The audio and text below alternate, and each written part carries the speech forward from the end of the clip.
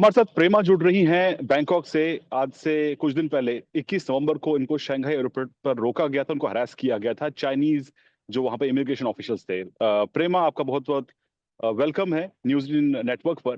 सबसे पहले आप खुद बताइए कि क्या हुआ था शंघाई एयरपोर्ट पे। Thank you Shailendra ji. So मैं लंदन टू जापान फ्लाइट ले रही थी फॉर माय हॉलिडे। बेसिकली उनका ट्रांजिट था कुछ 3 घंटे का शंघाई एयरपोर्ट में। नाउ आई नो कि when it comes to regulations मैं काफ़ी स्ट्रिक्टली फॉलो करती हूँ। In fact I work in financial services in London, actually advising regulations के बारे में।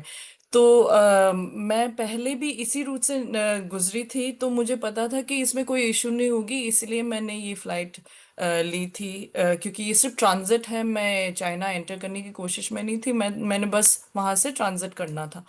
और लास्ट ईयर जब मैंने ये सेम जर्नी ली थी, तब उससे पहले, क्योंकि वो पहली दफ़ा थी जब मैं चाइना ट्रांजिट कर रही थी, मैंने चाइनीज़ एम्बेसी इन लंदन को फ़ोन करके पूछा। उन्होंने बोला कि बेसिकली अप टू 12-24 आवर्स अगर आपकी ट्रांजिट है तो आपको कोई वीज़ा की ज़रूरत नहीं है, you can easily transit. So okay. Based on these facts only मैं इस जर्नी पे निकली हूँ। लेकिन काफ़ी दुख की बात है कि जैसे मैं वहाँ पहुँची हूँ Shanghai airport, I easily pass through the e gates. वहाँ मेरा पासपोर्ट लगा और मैं आराम से निकल गई। और उसके बाद जब सिक्योरिटी चेक इन की जो लाइन है वहाँ खड़ी रही, तब एक चीन के इमिग्रेशन ऑफिसर आई और उन्होंने मुझे निकाला वहाँ से और मुझे बोला कि फॉलो करें उनको। और कुछ मतलब ढंग से बता नहीं रही थी कि हुआ क्या है। जब मैं उनके पीछे पीछे चल रही थी, फिर वो मुझे इमिग्रेशन डेस्क पे ले गए और कहने लगे कि आपका पासपोर्ट इनवैलिड है। ऐसे अरुणाचल को मेरे पासपोर्ट में पॉइंट करके कहते कि not not valid, not valid. तो वेरी कंफ्यूजिंग मोमेंट ऑब्वियसली, क्योंकि Arunachal is part of India, जी बट वो जी। कहने लगे कि Arunachal Arunachal, no India China, invalid passport, invalid passport. तो उनका प्रॉब्लम, वो कह रहे थे कि ये नहीं है कि आप ट्रांजिट नहीं कर सकते, लेकिन प्रॉब्लम ये है कि आपके पास कोई वैलिड डॉक्यूमेंट है ही नहीं, क्योंकि हम इंडियन पासपोर्ट को रिकग्नाइज ही नहीं करते, क्योंकि आप चाइना में बोर्न हुए हो, आप नॉट बोर्न इन इंडिया, क्योंकि अरुणाचल चाइना का हिस्सा है, not hmm. Part of India. लेकिन इस पूरे प्रकरण के दौरान ये जब तक कुछ हो रहा था तो क्या आपने, जो हमारा इंडियन कॉन्सुलेट है शंघाई में, क्या आपने उनसे संपर्क करने की कोशिश की? हाँ, एक्चुअली उनसे संपर्क करी, लेकिन उसमें काफी टाइम लग गया मुझे। कुछ करीबन 10-12 घंटे के बाद ही उनसे संपर्क कर पाई हूँ, क्योंकि उनके वहाँ जो चाइनीज टेरिटरी में गूगल नहीं चलता, और व्हाट्सएप नहीं चलता, इंस्टाग्राम या जो भी आप सोशल्स बोले वो नहीं चलता। तो मैं अपनी फैमिली और फ्रेंड्स किसी को मतलब कांटेक्ट नहीं कर पा रही थी। I was very isolated there. मतलब इस हद तक कि मैं गूगल खोल के इंडिया के एम्बेसी की नंबर निकालूं वो भी ना हो पा रही थी। ओके। तो काफी देर उन्होंने मुझे इधर उधर ही करा, अपने में हंसने लगे, मुझे कहते कि चाइना के पासपोर्ट अप्लाई करें। अब 3 घंटे की फ्लाइट में मैं चाइना के पासपोर्ट कैसे अप्लाई करके निकल सकती हूँ? बेसिकली मॉकिंग मी, हैरेसिंग मी। कोई उनका ऐसे दे weren't बीइंग प्रोफेशनल इनफ। वो ऐसे नहीं मुझे सोल्यूशन दे रहे, वो मुझ पे हंसने के उसमें इंटेंशन से कह रहे थे कि चाइना चाइना के हो तुम, अरुणाचल चाइना का है, can't use your Indian passport. तो फिलहाल काफी घंटों के बाद जब मैंने उनसे थोड़ा डिमांड किया कि मेरी फैमिली से बात करनी है, मैंने लॉयर मांगना है, क्योंकि ये क्या है कि आप मुझे किसी ठोस सबूत के बिना कैसे आप रख सकते हैं। तो उन्होंने बेसिकली मुझे लैंडलाइन दी, चाइना ईस्टर्न की जो काउंटर डेस्क है, ट्रांसफर डेस्क।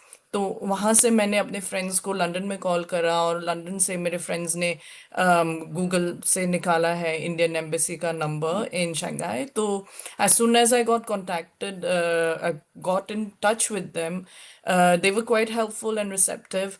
लेकिन अल्टीमेटली मुझे भी थोड़ा बुरा लगा कि वो आए हैं Indian officials, but result was the same, क्योंकि वो मुझे जापान ऑनवर्ड जर्नी जाने ही नहीं दे। वो कहते कि या तो वापस जाओ अपने कंट्री, या यूके वापस चले जाओ। अब 12 घंटे की फ्लाइट ली हूँ लंदन टू शंघाई, उसके बाद 18 घंटा रुकने के बाद मैं 12 घंटा और ऐसे बिना खाना को उन्होंने रखा हुआ।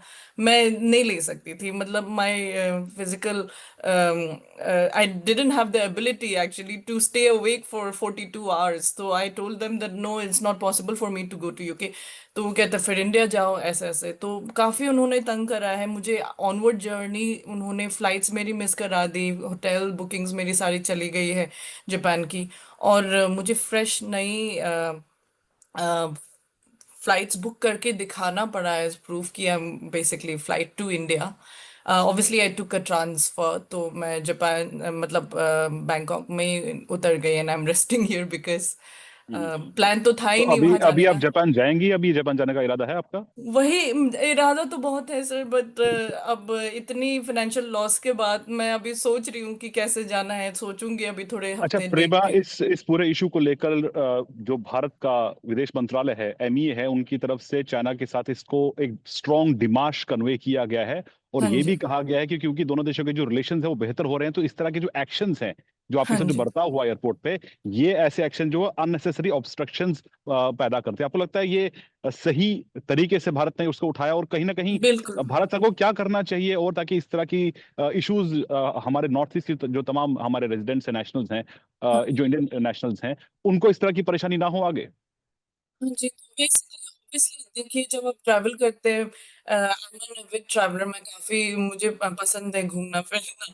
तो मुझे पता है कि गुड और बैड एक्सपीरियंसेस होते हैं। मैं इसको एक बैड एक्सपीरियंस समझ के निकल सकती थी, लेकिन मुझे लगता है कि हमारी कंट्री की सॉवरेनिटी पे क्वेश्चन किया गया है, मेरी नेशनैलिटी पे क्वेश्चन किया गया है, मेरी लैंड पे।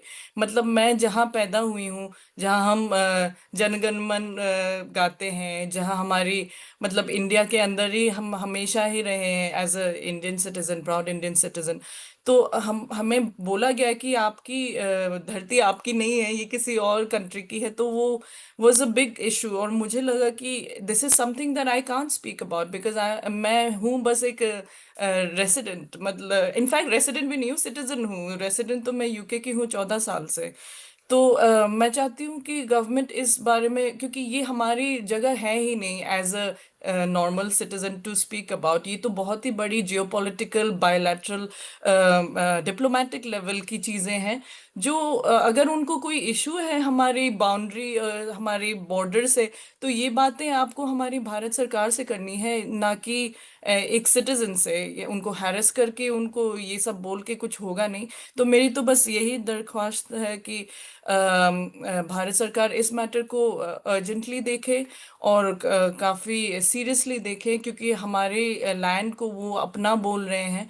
और दूसरी, मैं ये चाहती हूँ कि ये अवेयरनेस फैलाए, ताकि किसी और इंडियन को, और स्पेशली अरुणाचल के जो रेसिडेंट्स हैं, जो सिटीजन्स हैं, उनको they don't face the same problem, and they don't feel threatened to be calling themselves Indians, you know. तो ये एक इशू है। दूसरा, वो ये भी कहने लगे थे कि आप अगर ब्रिटेन में रहते तो आप ब्रिटिश पासपोर्ट दिखाएं। नाउ ये एक इशू है जो मैं चाहूंगी, इफ एट ऑल, कि हमारी सरकार थोड़ा इस मामले पे देख सके, कि बहुत सारे कंट्रीज हैं जिनको डुअल सिटीजनशिप अलाउड है। Now I don't know the I am sure they have reasons and rules behind why India doesn't allow dual citizenship. But कहीं ना कहीं मुझे, मैं ब्रिटिश पासपोर्ट और सिटीजनशिप काफी साल पहले अप्लाई कर सकती थी, मैंने नहीं किया क्योंकि लगाव है अपने पासपोर्ट से, अपने देश से। तो मैंने अभी चेंज करा नहीं है, लेकिन अगर मैं ब्रिटिश पासपोर्ट ली होती तो मुझे इंडियन सिटीजनशिप गिव अप करना पड़ता। तो अगर वो करती तो शायद मुझे ये कोई प्रॉब्लम ना होती, लेकिन मैं अपने इंडियन पासपोर्ट को होल्ड करके रखी हूँ, क्योंकि मुझे गिव अप नहीं करना था अभी तक। मैं चाहती थी कि जब कभी भी मुझे इंडिया जाना पड़े, या ऑब्वियसली लेट्स से कि मैं अपना जॉब वॉब, कुछ साल करके मेरे को वापस इंडिया शिफ्ट होना है। आपने इस पूरे इशू को लेकर प्राइम मिनिस्टर मोदी को भी चिट्ठी लिखी है? एक्चुअली मुझे जो भी ऑनलाइन ईमेल्स मिली है, एमईए की foreign secretary, chief minister of Arunachal Pradesh, प्रधानमंत्री ऑफ इंडिया, जो मुझे ईमेल्स मिली है ऑनलाइन उसमें मैंने डाली है ये इंसिडेंट। लेकिन मुझे नहीं पता, क्योंकि ऑब्वियसली आई एम श्योर उनको काफ़ी सारी ईमेल्स मिलती हम्म, होंगी हम्म। दिन में, तो ये शायद पढ़े भी नहीं गए होंगे। तभी मैंने मतलब थोड़ा ट्विटर में थोड़ा सा एक दो लाइन डाली थी। मुझे ट्विटर भी यूज करना नहीं आता, टू बी ऑनेस्ट, इट अच्छा, वाज एक द फर्स्ट एक टाइम आई एक ओपन। आखिरी सवाल Prema, as a proud Indian national आपका क्या मैसेज है चाइना के लिए? कि वो ऐसे इस तरह की हरकतें मतलब ना करें, क्योंकि ऑब्वियसली मैं जानती हूँ कि हमारी सरकार is trying to build a very friendly good relationship with China, being neighbours and being just to create harmony and peace, and not this kind of passing insulting comments, किसी और के देश के उनके लैंड को अपना बोलना और क्लेम करना ऑन नो स्पेसिफिक ग्राउंड्स गलत है, और ऐसा आइंदा ना करे।